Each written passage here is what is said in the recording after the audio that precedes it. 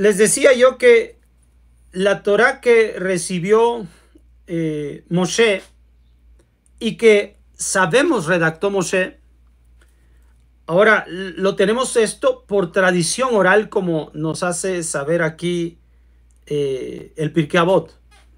Por tradición oral sabemos que redactó Moshe. La forma en la que redacta Moshe es diferente a como la conocemos. Lo hizo Esdras Sofer y diferente a como lo conocemos hoy en día. Las letras son diferentes. Eso se conoce como el paleohebreo eran escritura muy parecida, muy simbólica.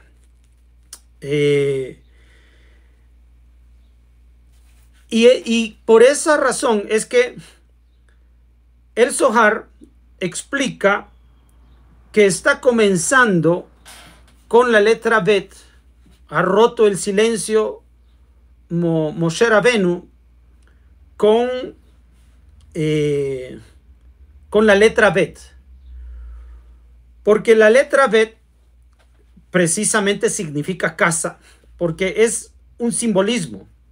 Cada una de las letras recibe el nombre de un elemento ya conocido, fonéticamente conocido, y a partir de la forma inicial en la que se pronuncia ese objeto, así se le toma la fonética de esa letra, que es una letra consonante. En este caso, para Bet, que es la segunda letra, que es la casa, Bet es casa, tenemos entonces una simbología, que es una casita, es una casa. Esta letra Bet, a diferencia de como la escribimos ahora, que es como una C invertida, así sería la Bet, como la escribimos hoy en día, como se encuentra en un Sefer Torah, no se escribía así, sino más bien estaba inversa, o sea, así. Y tenía un ganchito aquí. Esta era la letra Bet, así es la Bet, así es la Bet. E incluso tenía otro palito aquí así. Porque simula una casa, la forma en la que se escribe, se dibuja una casa. Bet en hebreo. Sabemos que Bet es 2. También esto es muy importante, porque 2 son los primeros que tienen que hacer una casa. O sea, Bet también habla de la dualidad, porque este mundo es un mundo dual. Uno de mis maestros me enseñaba que para escribir una letra hebrea, no solamente se dibuja la letra, sino también lo que no es la letra. Es decir, no solamente aquello que está en negro, el espacio que se dibuja, la línea que se dibuja, sino también aquello que no se dibuja y que va a estar comprendido por la hoja, que en la porción en la que se dibuja esa letra, la línea negra, y por lo tanto va a haber un espacio. También ese espacio se dibuja al tiempo en que se dibuja con la línea negra, ¿no? La tinta negra. O sea, entonces esto es una enseñanza, es un simbolismo muy importante. Moshe rompe el silencio y escribe la Torá con esta letra, porque la parte vacía de esa letra Bet, que es una casa que del techo está abierto, el techo está abierto. Ahora muchos de los sabios mencionan que la letra Bet está cerrada en la parte de la derecha, así como lo tenemos hoy un Sefer Torah, porque Hashem no quiere que sepamos nada de lo que está aquí. Explica, ¿no? Es una explicación que se parece en algo a la intención genuina, porque están buscando ahora interpretar o recrear la información que se conocía en el pasado, pero a partir de la letra Bet de Moshe, no de la letra Bet actual del Sefer Torah.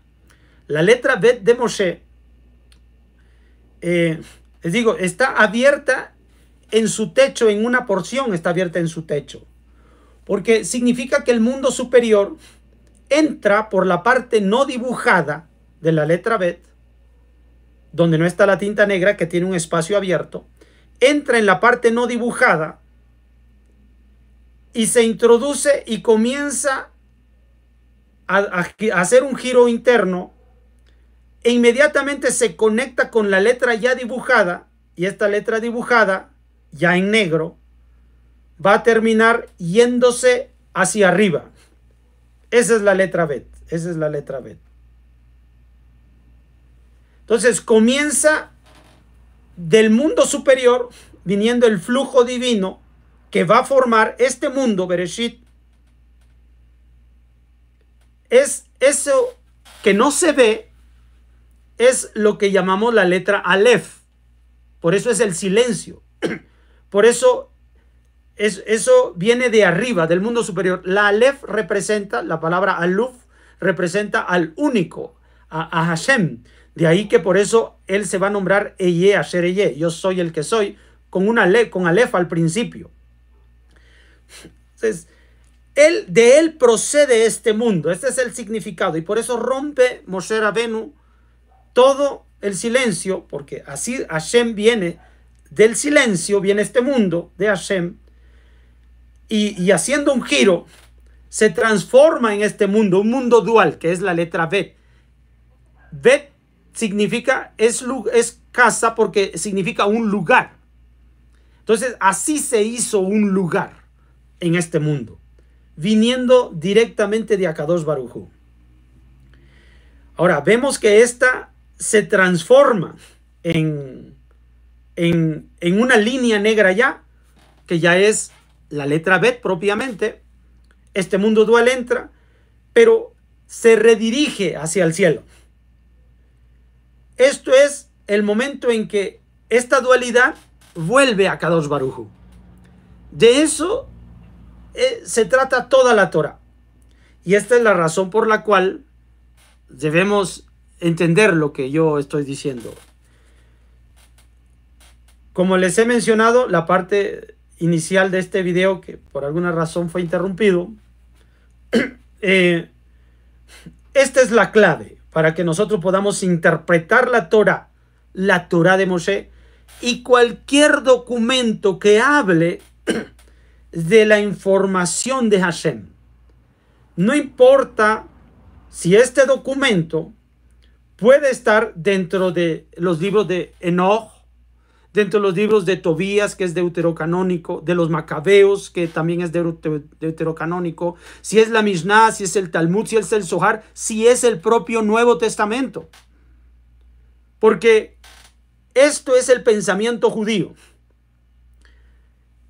Información que viene del cielo, que se transforma en el mundo dual, y nosotros podemos hacer subir una vez más a Kadosh Baruj Hu. Esto es lo que debemos entender. De ahí, de estas clases que les mencionaba yo en un principio que yo he tomado, se deduce lo siguiente. Hay un argumento. Este mundo, el mundo real, es superior. Oiga bien, este mundo, vamos a tomar en cuenta que no sabemos nada. Lo que les decía yo al principio, olvídese de todo lo que sabe. Niéguese a sí mismo, olvídese de todo lo que sabe. Y comience con estas frases. Este mundo, el mundo real, es superior. Pero pienso en este mundo y descubro el mundo ideal, el mundo de las ideas. Allí es donde se percibe la perfección, en el mundo de las ideas. Aquí existe la perfección, la cual es superior, porque la definición de perfección significa que es perfecto, que es completo, que no le hace falta nada, que es perfecto, que es superior. Luego entonces, en este mundo de las ideas, entendemos que debe existir la perfección en el mundo real, porque decimos que el mundo real es superior. Mas cuando observo este mundo, encuentro que no es perfecto. Luego entonces, no puede ser este el mundo real, sino el mundo físico, el mundo terrenal, que me ha permitido concebir el mundo real. Una vez que usted entiende estas frases, lo que estamos diciendo es, este es el mundo real, nosotros no creemos más que en esto que a nosotros nos rodea, vemos y rodea lo que sentimos con nuestros sentidos. Sin embargo, aquí encontramos y pensamos y entendemos el concepto de la perfección. Este concepto, para que pueda ser como tal perfecto, debe existir en el mundo real. Vemos el mundo real y no encontramos perfección, mas en el mundo real debe haber perfección.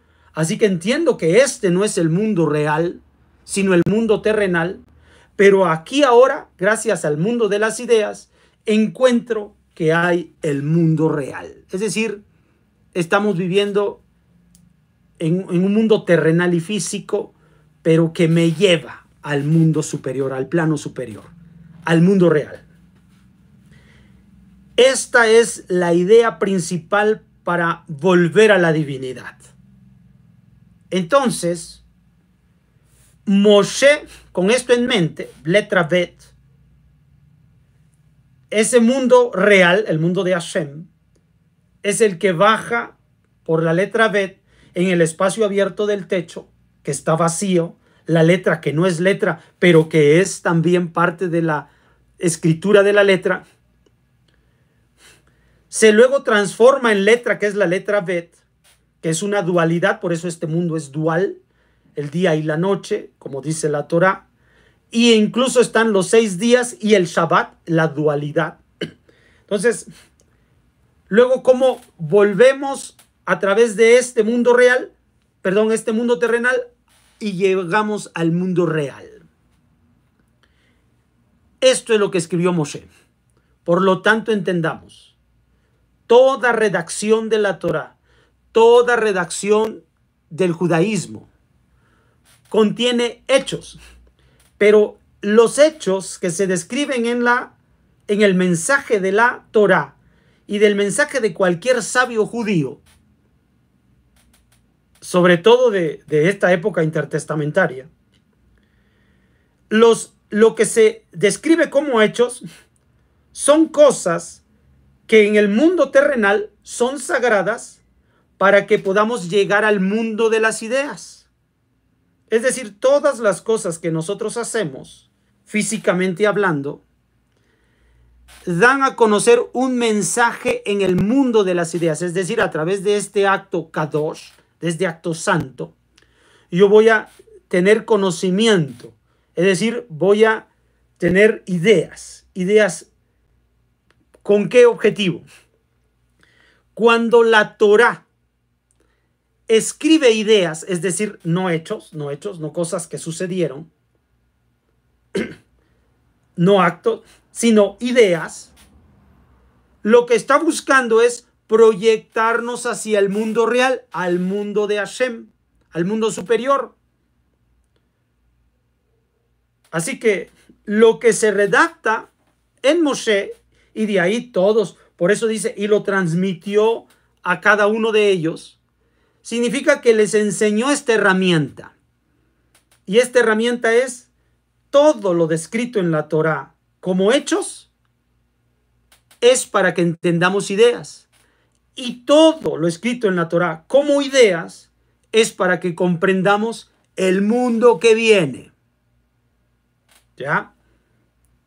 Y por esta razón, cuando nosotros leemos el Zohar, o leemos el Talmud, o los Midrashim, o el Nuevo Testamento, debemos entender este concepto. Si no se comprende, no podemos, si no se conoce, no podremos comprender el texto. Ahora, sabiendo esto, entonces voy a decir del capítulo número 9, Y les decía, en verdad os digo que hay algunos de los aquí presentes que no gustarán la muerte hasta que vean venir en el poder el reino de Dios. Y pasados 6 días, tomó Jesús a Pedro, a Santiago y a Juan, y los condujo solos a un monte alto y apartado, y se transfiguró ante ellos. Comienza el texto diciendo, en verdad os digo que hay algunos aquí presentes que no gustarán la muerte hasta que vean venir en poder el reino de Dios. Les está anunciando a estos discípulos que previamente en el capítulo 8 les había dicho, tenemos que llegar a la profundidad de esta misión.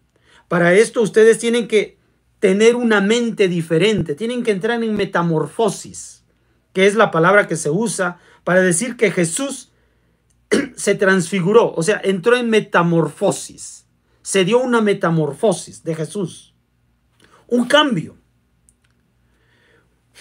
Y dice que llama a 3 de los discípulos, que son los más cercanos. Ya les había dicho, algunos de ustedes van a poder ver el reino de Dios manifestarse sin que ustedes vean la muerte. ¿De quiénes se trata? De Pedro, Juan y Santiago, quienes están aquí a punto de ver, de contemplar un anticipo, un adelanto del reino de Dios, aquí con Jesús. Y los condujo solos a un monte alto y apartado. Monte alto es el lugar en el que se conoce el concepto de la divinidad como El Shaddai. O sea, es Hashem en el nombre de El Shaddai. Shaddai significa montaña. Sí, hay un acrónimo que es Shaddai, Shemer Daltot Israel, claro. Pero siempre que la Torah menciona a El Shaddai, se refiere al Dios de las montañas. Ahí donde Abraham recibió la bendición, como Dios se le presentó como El Shaddai. Cuando se le transmite la bendición a Isaac, como El Shaddai. Cuando a Jacob, como El Shaddai. Porque El Shaddai es el lugar en el que Hashem entró en compromiso con Abraham Avinu.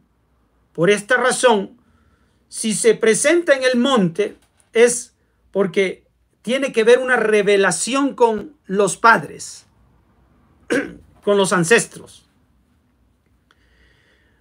Y aquí que ocurre lo siguiente, se transforma, se dice metamorfea, se hace metamorfosis, se transforma Jesús. Y sus vestidos se volvieron resplandecientes, muy blancos, como no los puede blanquear lavandero sobre la tierra. ¿Qué ropajes se transforma Jesús? Estos son los ropajes del novio, se llama el kittel, el del novio. A continuación se hace una narración, una descripción de las bodas, de unas bodas del judaísmo. El escenario de unas bodas judías en aquel tiempo. No estamos hablando de los días de Moshe, sino del judaísmo que se está floreciendo en este tiempo. El novio vestido de blanco. A la fecha, hacemos un simbolismo semejante. Pongan atención.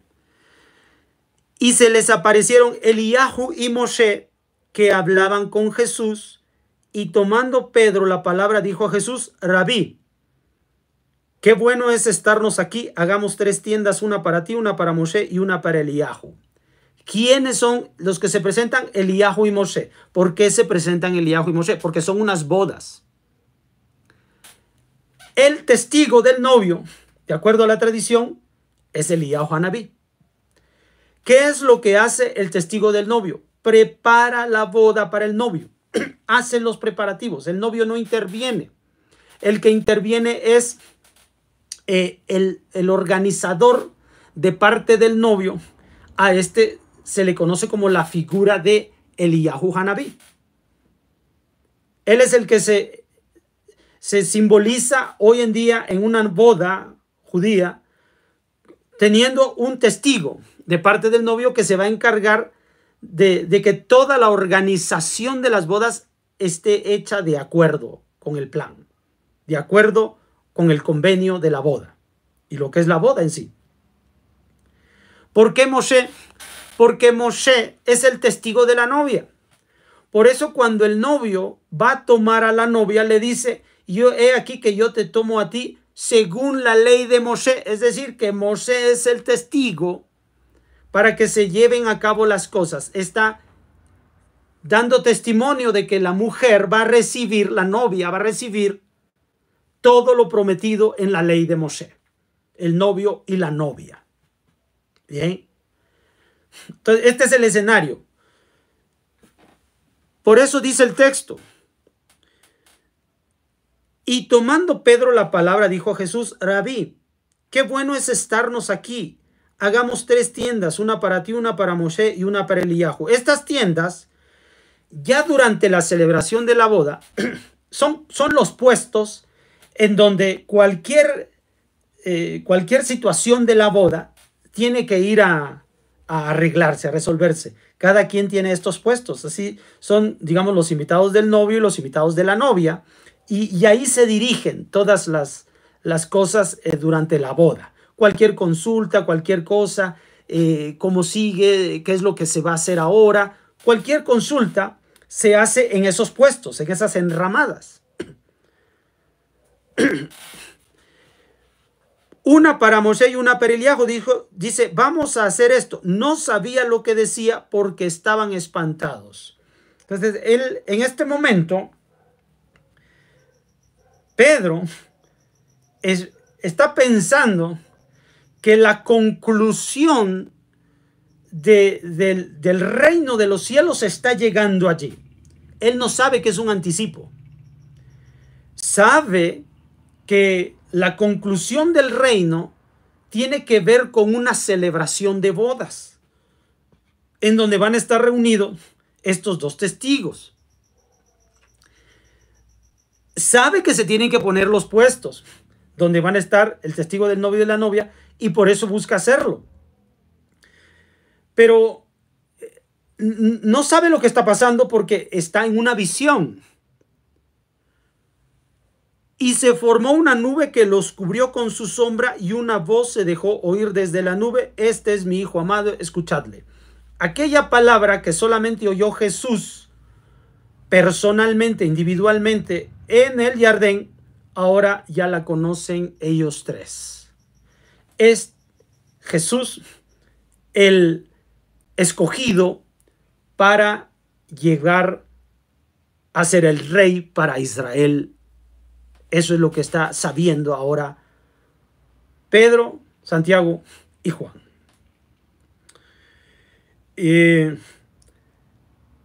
Luego, mirando en derredor, no vieron a nadie con ellos, sino solo a Jesús. O sea, ahí descubrieron que es una visión lo que están viendo.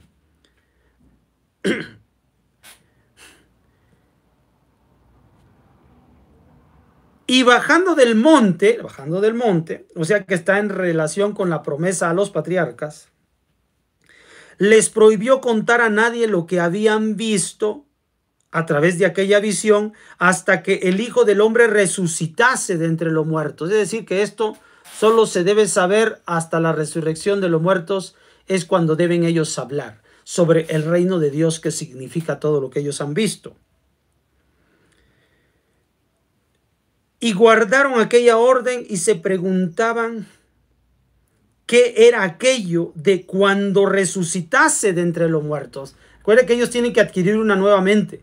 Y ahí es donde todavía no están comprendiendo el mensaje. Y entonces le preguntaron diciendo, ¿cómo? Pues dicen los escribas que primero ha de venir Eliyahu. Los escribas, los que vienen de Ezra Sofer, ¿se acuerdan? O sea, esto tiene que ver con lo que está en el Tanaj. ¿Cómo es que dice que debe venir primero Eliyahu? Eliyahu representa al novio, viene a los preparativos de la boda. El novio no se presenta a la boda, sino viene uno que lo representa, que se encarga de que todas las cosas se lleven a cabo. Él ordena todo para cuando llegue el novio. Esto es el simbolismo de Eliyahu. Ahora, Eliyahu Hanabí es nombrado así porque es llamado como testigo del novio, porque Eliyahu Hanabí, su mensaje es la teshuvá, el arrepentimiento para las tribus del norte. Ese es el representante. Eso es lo que representa Eliyahu. La atracción de las tribus del norte perdidas, que son 10 tribus, a través de la teshuvá, a través del arrepentimiento. Esto es lo que en origen debe llegar primero, la teshuvá. ¿Cómo inicia el evangelio de Marcos? Diciendo, este es el evangelio del arrepentimiento, la teshuvá. Esta es la porción de Eliyahu. ¿Por qué dice? Si alguno se avergonzare, si alguno quisiera ganar la vida, la perderá, mas aquel que quiera guardar su vida y en el mensaje del evangelio la salvará, es el teshuvá, el arrepentimiento. Entonces el arrepentimiento es el primer tiempo. Eso es el significado de la venida de Eliyahu Hanabí. Y así comienza el libro de Marcos. Así se introduce Jesús también. La primera parte de su mensaje de Jesús. Lo que ha sucedido hasta ahora, porque ahora viene la segunda parte, la parte concluyente. Por esto es importante para Marcos mencionarlo aquí, justo cuando va a empezar la segunda parte del mensaje. Y él les dijo, cierto que Eliyahu vino primero para restablecer todas las cosas, pero como está escrito, el Hijo del Hombre que padecerá mucho y será despreciado, yo os digo que Eliyahu ha venido ya y que hicieron con él lo que quisieron conforme a lo que de él está escrito. Así que está hablándose del mensaje de la teshuvá, que involucra principalmente a esta primera parte del mensaje de Jesús, de estar hablando en Galilea de los gentiles, la parte que era ocupada por las 10 tribus del norte que hasta ahora perdidas, dice. Eso es lo que se cree. Bien. Así, Moisés entonces representa la Torá, Moisés representa la Torá, y por lo tanto representa las tribus del sur, la tribu de abajo, de la cual no se va a mencionar ahorita nada porque apenas Jesús va a ir hacia allá. Pero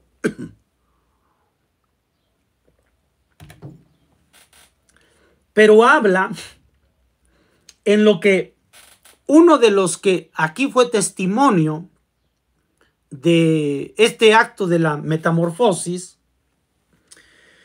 habla de cómo dos hombres, uno de los que aquí fue testigo es Juan. Él va a narrar hechos más profundos acerca de comprender el mensaje este que yo les he dicho sobre la letra Bet, el mensaje oculto de la letra Bet de Moshe Rabenu. Él va a profundizar en el libro que él va a escribir, que se llama el Evangelio de Juan, y del que va a escribir al final, que se llama el de Apocalipsis. Cuando lleguemos a estudiar esto, vamos a ver con claridad todo lo que aquí significa. ¿Se acuerdan que aparecen dos testigos? Se trata de estos dos testigos. Eliyahu, que es el que con teshuvá habla a los de las 10 tribus perdidas, y Moshe, el otro testigo, que se refiere a Yehudá, que los dos van a tener que unirse.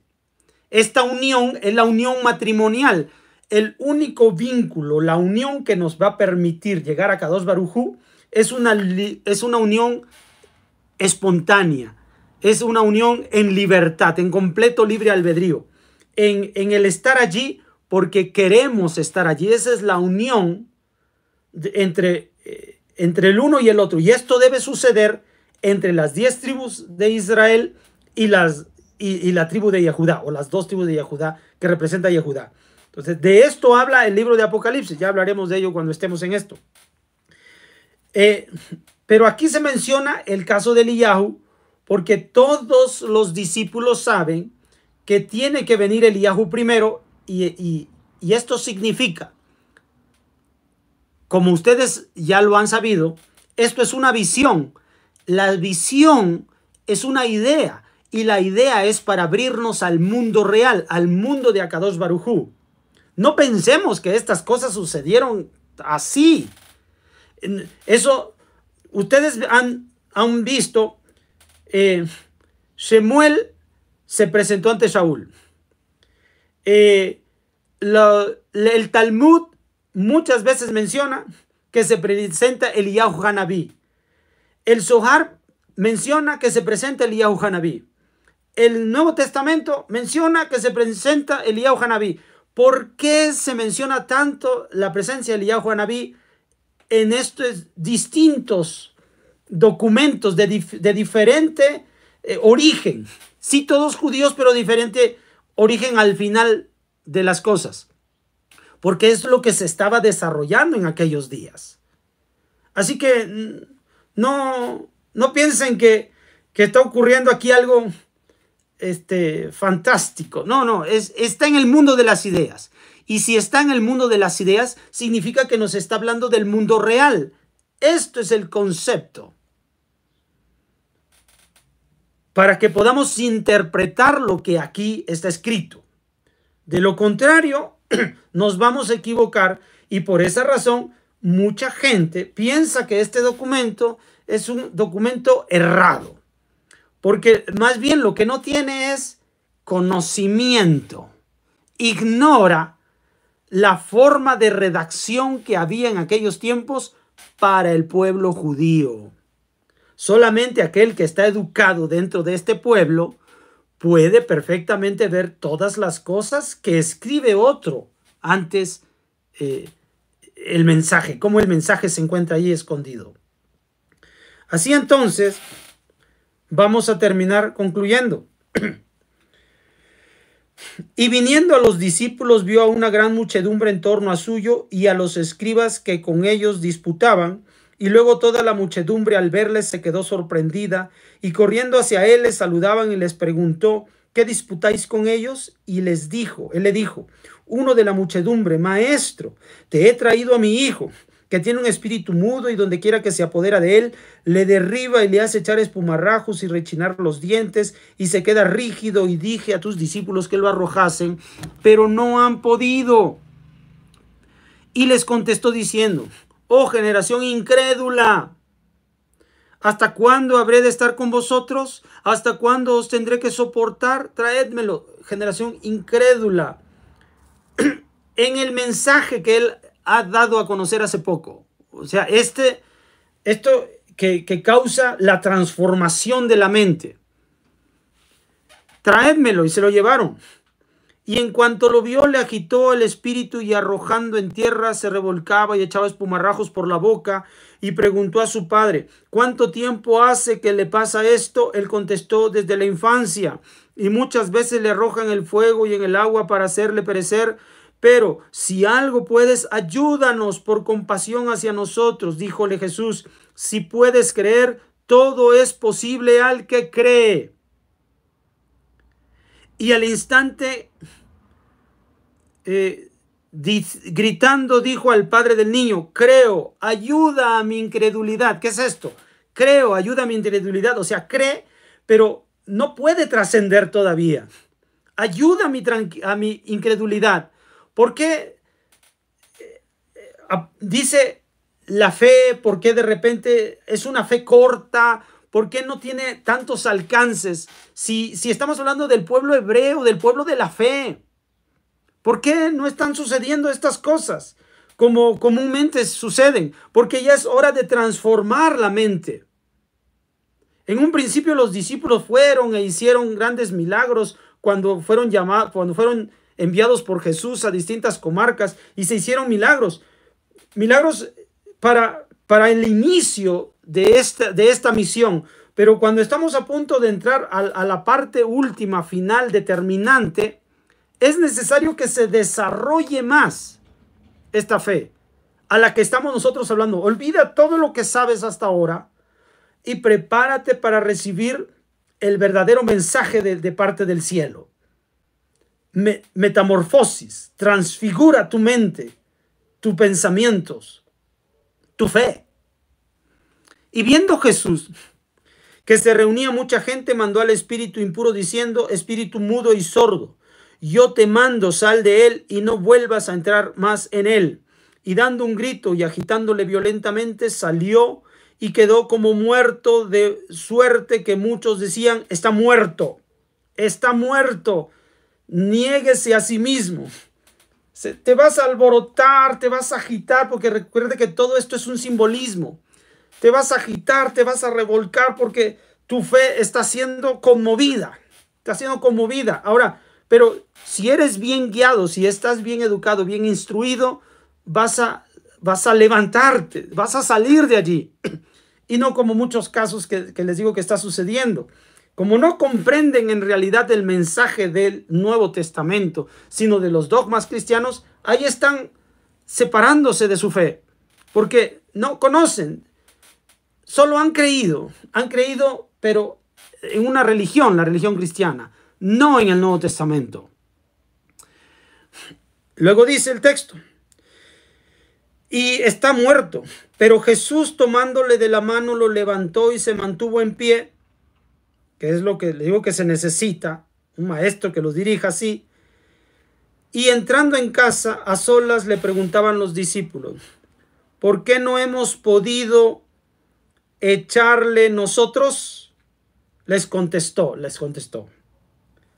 esta especie no puede ser expulsada por ningún medio, si no es por la oración.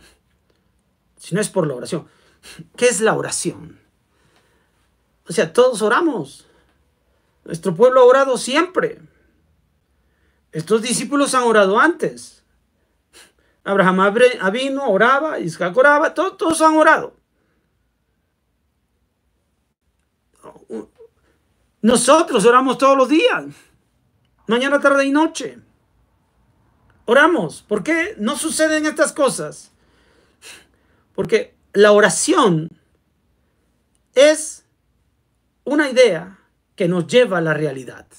Es una mitzvah, es un mandamiento, el servir a Hashem, que está en el mundo ideal, el mundo de las ideas, está plasmado dentro de las ideas del relato de la Torá y de todos los conocimientos judíos, que nos abre las puertas del mundo real. ¿Qué es lo que ha sucedido muchas veces? Tú te levantas temprano en la mañana a leer un sidur, a levantar tu voz, a cerrar tus ojos al cielo. Eso no significa que ores. Puede ser una cuestión rutinaria. Estás pensando de forma terrenal, es decir, tu oración es una oración de kedushá, no de divinidad, no de trascendencia.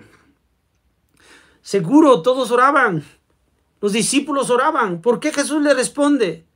Porque cuando una persona ha trascendido, la tefilá también ha trascendido y no hay barreras en este lugar que la detengan. Esto es lo que hablaba Jesús.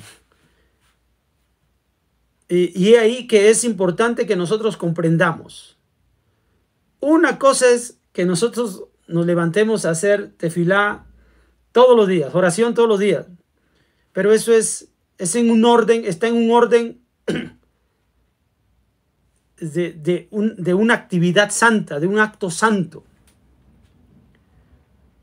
A lo que Jesús está refiriéndose aquí es de una idea que te conecta con la divinidad.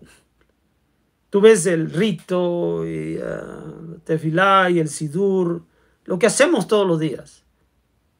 Jesús está hablando de trascender. Olvídate de todo lo que hasta ahora has aprendido. Empieza de nuevo. Eso es lo que está diciendo Jesús. Empieza de nuevo. Como este endemoniado. Te vas a azotar, te vas a convulsionar, te vas a estar en el suelo como muerto. En tus ideas. Pero si tú superas esta parte, nada te podrá detener.